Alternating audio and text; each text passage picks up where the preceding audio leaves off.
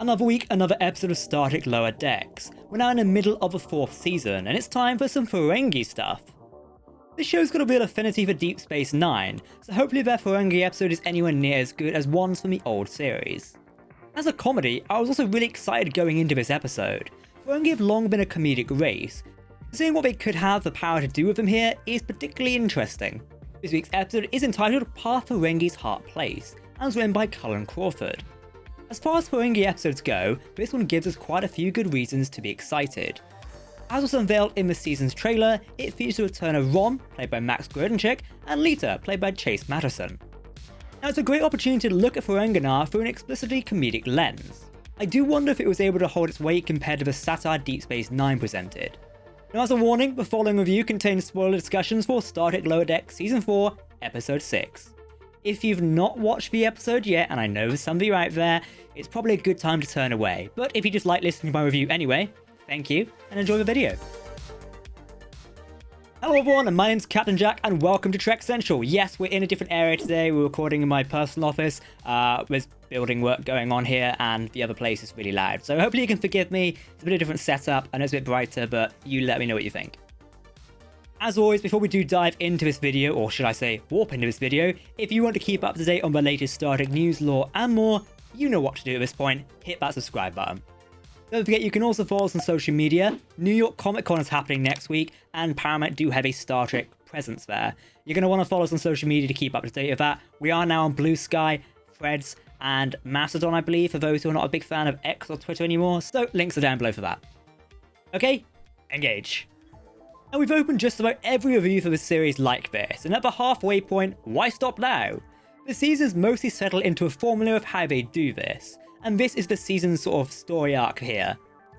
As the seasons progressed, the way this sort of seasonal story arc of a mysterious ship has been incorporated into each episode very differently.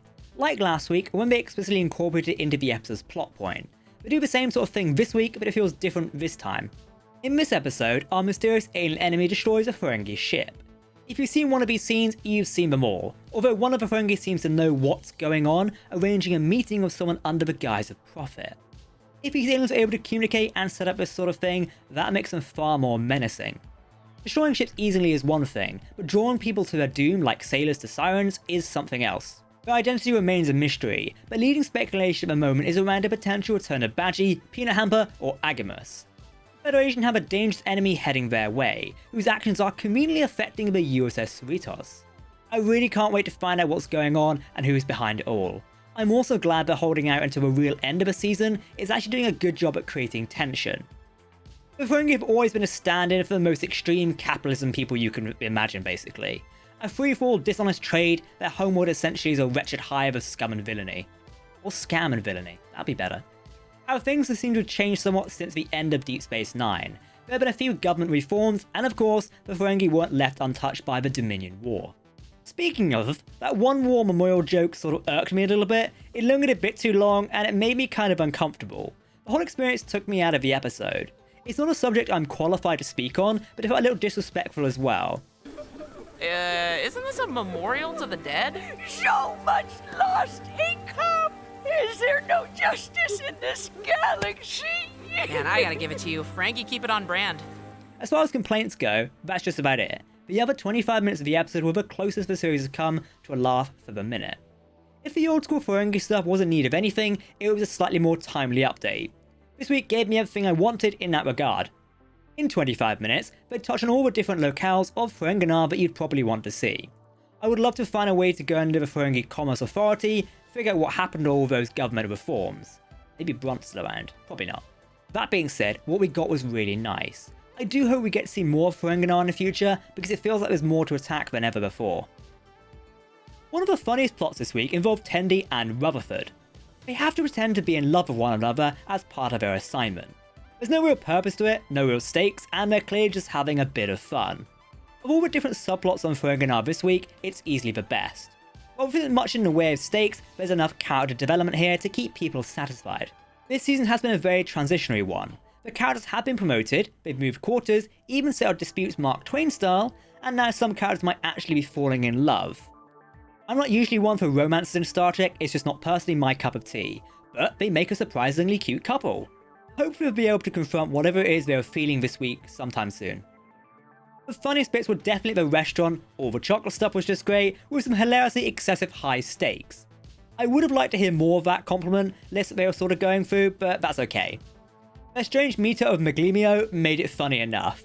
His vain focus on the realization they like him was generally hilarious.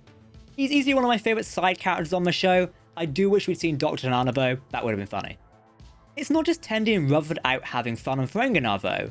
Foreman is off doing his own thing in a typical hotel style. Sure, he's got a stringent task list, but just becomes so engrossed in the hotel that he ignores everything. So many people these days can probably relate to the lure of media content and binge watching tempting us to shrink real responsibilities. Look, I've rewatched Stargate SG-1 numerous times. Yes, it is a Stargate necklace, and I'm also currently rewatching Doctor Who, and may have rewatched the whole first season with Chris Ferguson in 2 days. Anyway, it's funny, it's relatable, and nothing short of comedy gold. Also, does anybody find themselves doom scrolling on TikTok, or is it just me? The fake shows they create on Ferengi TV were like something out of the interdimensional cable, and I actually found myself strangely engrossed in them. Sitcoms and detective dramas are pretty common on TV, and they tend to be very formalic. Parodies of them are thus a little easier to write, and do have recognizable imitations of long-term television staples. If Star Trek could find another way to do this with holonovels, it'd be very interesting. Marin is also of gallivanting, but doesn't get quite as much as the other characters. He gets a great joke about gambling and haggling earlier on, but that's about it. The rest of it's nothing we haven't seen her do before, starting brawls and trying to be insubordinate and get demoted. In a season where everyone else is growing and changing, it's a little annoying that the series lead isn't really doing anything too fresh. Hope that's something the back end of the season is able to remedy. Long gone are the old days of Grand Nagus Zek, played by the fantastic Wallace Shawn. By the end of Deep Space Nine, the Grand Nagus is Rom, who's not exactly the sharpest tool in the shed. While I think perhaps he was written a little too stupidly here, it was pretty funny. Having Leto essentially do all of the work as Rom hits himself in the head of a baseball was incredibly amusing. As we see further down the line, she's actually quite capable and level-headed.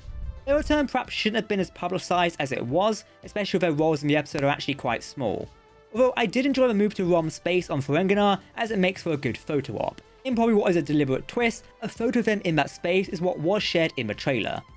I'm not quite sure if it was intended in the episode as a joke, but it did make me laugh. Following with Ferengi by using some fine print and obscure rules of acquisition was an iconic power move from Captain Freeman. I would have liked to have shed more to do, but wrangling a Ferengi into the Federation would be quite a big part of her legacy. How long it lasts, I'm not too sure, but it's a great bit of diplomacy. She continually proves herself as a real asset to Starfleet, so seeing her have to battle the wits of Lisa was very fun. They're both incredibly determined to do the right thing. So was this the weakest episode of the season? Absolutely not. The comedy was really on point for the most part. Also, not only did the story arc inch forward, but there were some real leaps and bounds in terms of character development. Tendi and Rutherford are great platonic friends, but perhaps it's good if they're able to confront their potential feelings for one another. I'm not sure if I'm on board with a romance, but the pair do make a great couple and are just best friends. There was some great comedy as well, which is greatly enhanced by the episode's setting. Ferengi is an extreme version of where we are now as a civilization, so spending time there is always some good fun and sort of good for reflection. Now I would love to have more Ferengi episodes in future Star Trek series, perhaps getting into some of the actual changes that Ron made as Grand Nagus. Whatever the future holds for Ferengi and the Federation, I hope we get to see it. You can find Star Trek Lower Deck streaming every Thursday on Paramount Plus in the United States, Latin America, the United Kingdom, Australia, Germany, France, Italy, Austria, and Switzerland. Each episode is also broadcast on the CTV Sci-Fi channel in Canada. The season will also stream in South Korea on Paramount Plus later in the year when the service arrives there. For more reviews, news, and general geeking out about Star Trek, follow Trek Central.